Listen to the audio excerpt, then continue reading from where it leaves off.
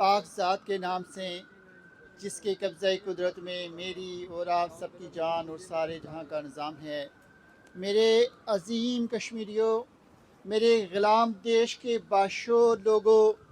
آج ہم اس بڑی بلڈنگ کے سامنے، جس کو یونائٹڈ نیشن کی بلڈنگ کہتے ہیں، جس کے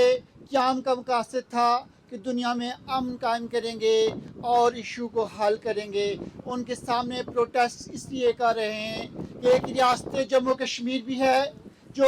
75 سال سے زیادہ عرصہ آ چکا ہے، اس کی ایک قرارداد اس کے سردخانوں میں گرد آلود پڑی ہوئی ہے اور اس کی طرف سے کچھ نہیں ہو رہا ہے۔ اس کو یاد دہانی کروا رہے ہیں کہ محکوم اور مجبور کشمیری وہ ظلم اور جبر کے سامنا کر رہے ہیں، وہ اپنی آزادی کی بات کر رہے ہیں، وہ اپنی آزادی کی بات کر رہے ہیں، اپنے بہتر مستقبل کی بات کر رہے ہیں، لیکن یہ اقوام متحدہ یہ اس کی طرف کان در نہیں رہا ہے، یہ خواب غفلت میں پڑا ہوا ہے اور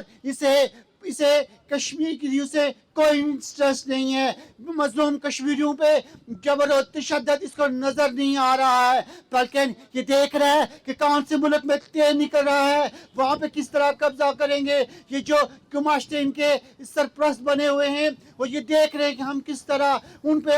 اپنا قبضہ جمائیں گے۔ یہ دیکھ رہے ہیں کہ انڈیا ایک بڑی معاشی طاقت ہے، ہمارا سرمایہ دار وہاں جا کے کیسے سرمایہ کرے گا، اس لیے یہ خاموش پڑا ہوا ہے، یہ خاموش ہے، یہ آنکھیں بند کیے ہوئے ہیں۔ لیکن یاد دہانی ہم ان کو کروا رہے ہیں کہ ریاست جموں کشمیر کے لوگ اپنی آزادی سے کسی طرح غافل نہیں رہیں گے، بلکہ اپنی آزادی کی جدوجہد جاری اور ساری رکھیں گے۔ اور یہ دعوے کے ساتھ ہم یہ کہہ سکتے ہیں، ہم یہ دعوے کے ساتھ کہہ رہے ہیں کہ صبح درخشاں تک ہماری جدوجہد جاری رہے گی اور ہم یہ جو 7 خانوں میں پڑی قراردادیں ہیں ان کو بھی باہر نکالیں گے۔ یہ اقوام متحدہ نے اپنے آنکھوں میں پٹی ڈالی ہے، اس کو بھی ہم پٹی ہٹائیں گے اور ریاست جموں کشمیر کو ایک آزاد اور مکمل ملک بنائیں گے۔ انشاءاللہ اس عزم کا اظہار ہم یہاں پہ ان کے سامنے بھی کر رہے ہیں اور کشمیر کے چپے چپے پہ اور جہاں دنیا بھر میں کشمیری رہ رہے ہیں وہ اس چیز کا اظہار کر رہے ہیں کہ آزادی سے کم ہم کسی چیز پہ کمپرومائز نہیں کریں گے، ہم آزادی حاصل کر کے رہیں گے انشاءاللہ۔ وما علینا الا البلاغ المبین۔